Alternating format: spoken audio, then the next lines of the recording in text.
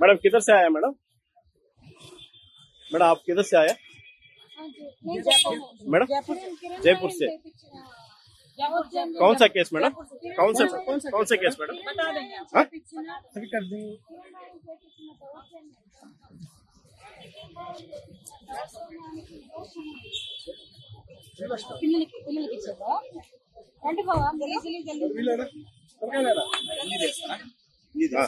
Lakshmi madam 1 minute madam please madam एक ही बात ఏ పార్టీలతోనూ సంబంధం లేదు, నాకు ఎవరూ తెలియదు కూడా. నేను ఎవరితో మాట్లాడాలని నేను అనుకోవట్లేదు. నేను ఒంటరిగా పోరాటం చేస్తున్నాను. ఒంటరి పోరాటం చేస్తూనే అడుగుతున్నాను. నేను ఎక్కడ ఆడపడుచున్నా నిలబడతానన్న పవన్ కళ్యాణ్ గారిని, జగన్మోహన్ రెడ్డి గారిని, చంద్రబాబు నాయుడిని ముగ్గురిని అడుగుతున్నాను. నేను నాకు న్యాయం జరిగేలాగా చెయ్యండి, నాకు అండగా నిలబడండి. నేను ఒంటరి మహిళని, 2 బిడ్డల్ని పెట్టుకొని ఉన్నాను. నాకు ఎప్పుడు ఏం జరుగుతుందో తెలియదు. అతను ఎవరిని పంపించి నన్ను చంపిస్తాడో నాకు తెలియదు. నేను చనిపోయినా కూడా, నన్ను అతను చంపేసినా కూడా నా బిడ్డలకి న్యాయం జరిగేలాగా చెయ్యాలని చెప్పి చేతులెత్తి నేను అర్థిస్తున్నాను. నేను అందరినీ దయచేసి ముగ్గురు రాజకీయాల్లో ఎవరైనా సరే నాకు న్యాయం జరిగేలా చేయండి. ప్రజలు చేస్తారా, అది పోలీసులు చేస్తారా, మీడియా చేస్తారా అనేది నాకు న్యాయం జరిగేలాగా చేయాలని చెప్పి నేను అందరినీ అర్థిస్తున్నాను. ముఖ్యంగా పవన్ కళ్యాణ్ గారిని అడుగుతున్నానండి. నేను ఆడబిడ్డకి ఎక్కడ కష్టం వచ్చినా నిలబడతాను అన్నారు. ఈ ఆడబిడ్డ కష్టం వచ్చిందన్నా నిలబడన్నా, నాకు దయచేసి నిలబడన్నా. నాకు మీకు నేను ఇంతకు ముందు చెప్పానండి. ఇంతకుముందు నేను మీకు చెప్పాను, అతను వీడియో రికార్డ్ ఇమ్మని మీరు అడిగారు కదా, వీడియో రికార్డ్ మీరు ఇచ్చున్నారు అని. అతను ఇమ్మని చెప్పి ఫోర్స్ చేసిన వీడియో క్లిప్స్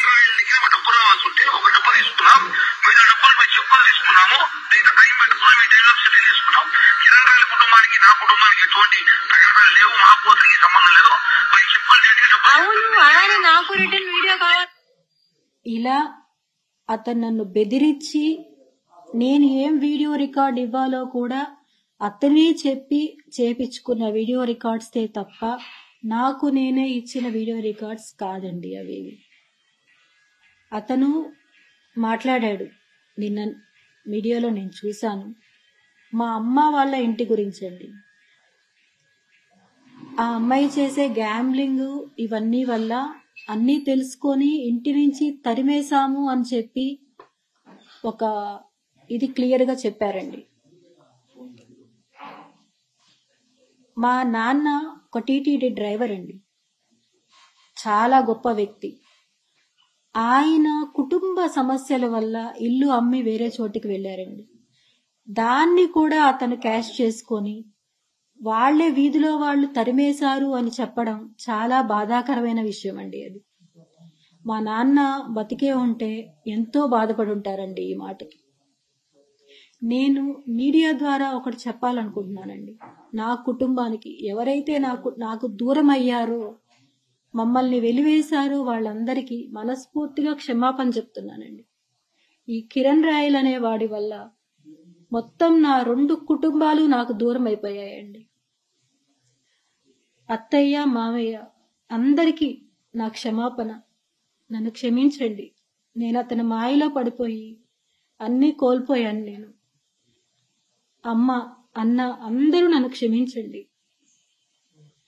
అందరి దృష్టిలో నేను చెడ్డదాన్ని అయిపోయానండి. వాళ్ళందరూ కిరణ్ని నమ్మద్దు అని చెప్పిన గుడ్డిగా నమ్మానండి. నేను అతన్ని గుడ్డిగా నమ్మి ఈరోజు నా పిల్లలకి ఏమీ లేకుండా చేసుకున్నానండి నేను. సరే కిరణ్, అట్లే సరే కిరణ్, సరే.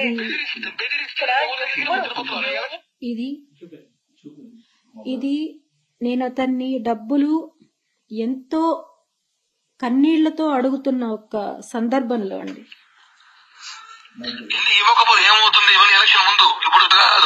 సరే కిరణ్, అట్లే సరే కిరణ్, సరే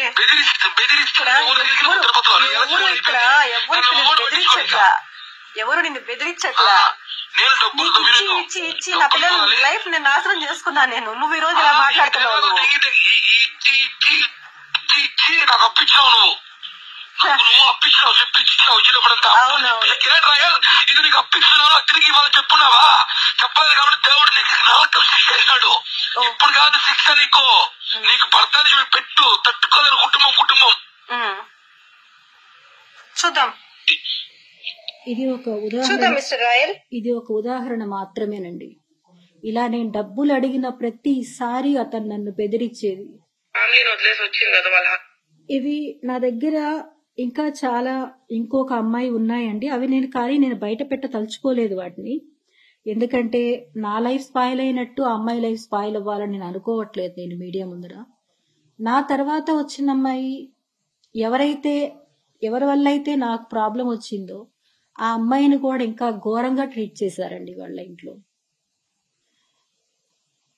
ఇతను ఫ్యాక్ట్ గా చెప్పాలంటే డబ్బులు ఉన్నంత వరకు వాళ్ళతో ఉంటాడండి. ఇతను డబ్బులు అయిపోయింది అంటే వాళ్ళని ఏదో ఒక సాకు చెప్పి వదిలించుకొని ఇంకో కొత్త అమ్మాయిని చూసుకోవడం అతను ఒక నేచర్ అంతే. మానస అనే అమ్మాయి లైఫ్ నే స్పాయిల్ చేశాడు. ఆ అమ్మాయి బిడ్డను కూడా ఆ అమ్మాయికి దూరం చేశాడు.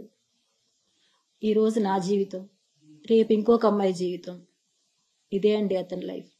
నేను ఆ విషయంలోనే అండి మోసపోయింది. ఎందుకంటే ఆ అమ్మాయి అంత ఇదిగా వచ్చేది మా చెల్లెలు అని చెప్పిన తర్వాతనే వాళ్ళ చెల్లెలే కదా వచ్చేది అని నేను నమ్మానండి.